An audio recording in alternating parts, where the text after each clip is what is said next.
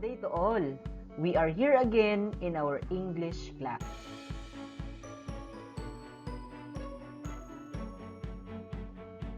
Let's review our past lesson. What are the 5 sensory details that we can use to write a good descriptive paragraph? Can you enumerate the 5 of them?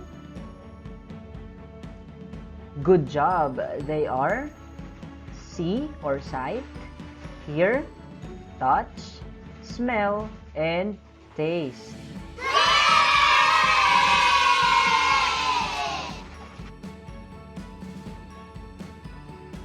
Our new lesson for today is all about the kinds of sentences. Are you familiar with the kinds of sentences already? If not yet, let us discuss them one by one.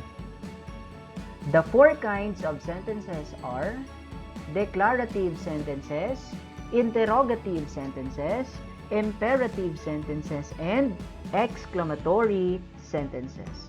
How do these sentences differ from one another? Let us discuss first the declarative sentences. A declarative sentence tells something and ends with a period. Here are examples of declarative sentences. I am a grade 3 pupil. Number 2, she likes ice cream. And the third one is, he can drive a car. These are examples of declarative sentences. And remember, declarative sentences ends in a period. How about the interrogative sentences? How can we define interrogative sentences? An interrogative sentence asks questions and it ends with a question mark. We need to remember that the term interrogative came from the root word interrogate. When we say interrogate, you are asking question. And of course, if you are asking questions, it definitely ends in a question mark. So here are the examples of interrogative sentences. Example number 1, is she your teacher? Number 2, did you sleep here? And the third one is, who is your teacher? Again, those are examples of interrogative sentences. How about the imperative sentences? Imperative sentences gives command or request and it ends in a period. Remember that the punctuation mark of an imperative sentence is a period at the end. Here are examples. Get me a glass of water. And please move the chair. And the third one is sit. As you can see, those statements give command or request. And the last kind of sentences is what we call the exclamatory sentences. So how can we define the term exclamatory? An exclamatory sentence expresses strong feeling or emotion and it ends with an exclamation point. So here are examples of exclamatory sentences. Number 1, how beautiful the place is. Number 2, wow, I won the raffle. And the third one is, yuck, that was disgusting. Again, those 3 sentences are examples of exclamatory sentences wherein they expresses a strong feeling or emotions. So remember kids, the 4 kinds of sentences according to use. And for our first activity, let us identify what kind of sentences was shown in each number. Let me read to you sentence number 1. Samuel is a really good singer. Is that a declarative, interrogative, exclamatory, or imperative sentence? What do you think is the answer? Correct. That is a declarative sentence. Number 2, when are you going to turn in your assignment? Again, when are you going to turn in your assignment?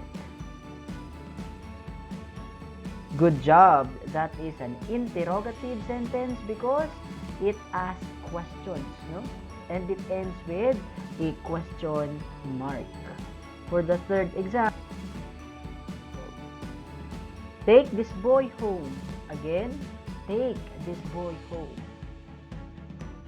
You're right. That is an imperative sentence. And the fourth example, it's too dangerous to climb that mountain. Good job. It is an exclamatory sentence since it expresses a strong feeling or emotion. And the fifth sentence here, I need you to sit down now. Again, I need you to sit down now. This sentence is an example of an exclamatory sentence. And the last example or the last statement, do you know him? You're right, that is an interrogative sentence.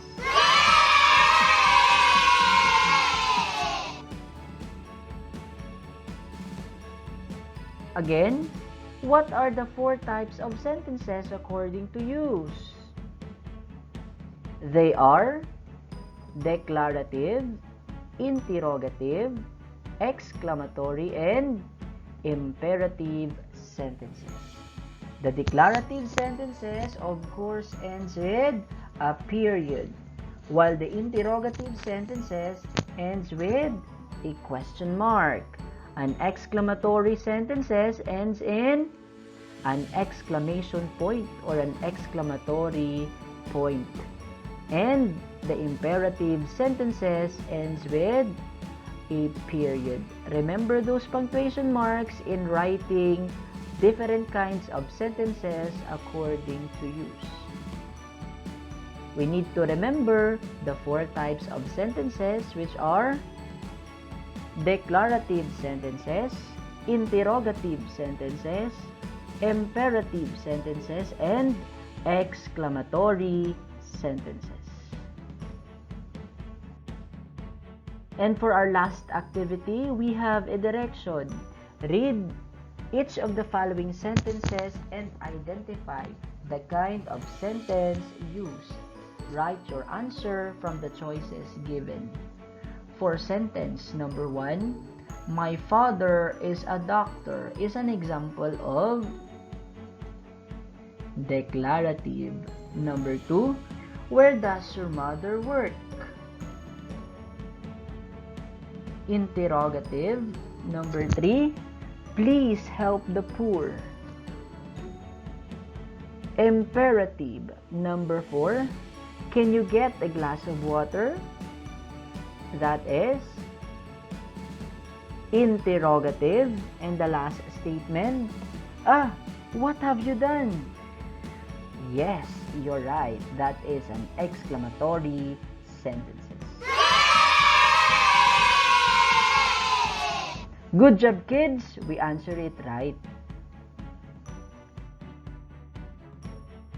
That's all, kids. I hope you learned something new. Keep safe, everyone, and God bless.